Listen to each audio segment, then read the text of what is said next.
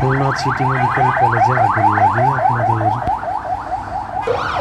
যারা আত্মীয় স্বজন খুলনা সিটি মেডিকেল কলেজে আছে আপনারা সবাই খোঁজখবর নেন এবং তাদেরকে কী অবস্থায় আছে বেশি বেশি করে খোঁজখবর নেন এবং সবাই দোয়া করুন। পুরো দেশবাসীর কাছে দোয়া চাচ্ছি যেন যারা খুলনা সিটি মেডিকেল কলেজে যারা আটকা পড়েছে সহি সালামতে থাকে এবং তাদেরকে বিভিন্ন মেডিকেলে নেওয়া হচ্ছে।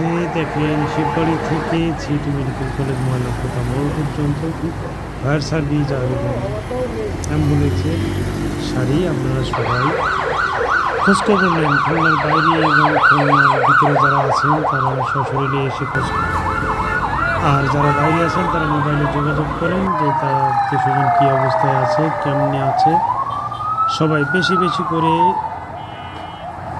ফোন করুন এবং আল্লাহর কাছে দোয়া করুন যে যারা আটকা পড়েছে আল্লাহ পাক রব্বুল আলামিন তাদেরকে যেন সহি সালামতে রাখে এবং কোনো অনাকাঙ্ক্ষিত ঘটনা যেন না ঘটে সেই ব্যাপারে আল্লাহর কাছে দোয়া করুন এবং আল্লাহকে বেশি বেশি স্মরণ করুন যেন কোনো প্রকার মৃত্যুর সংবাদ শুনতে না হয়।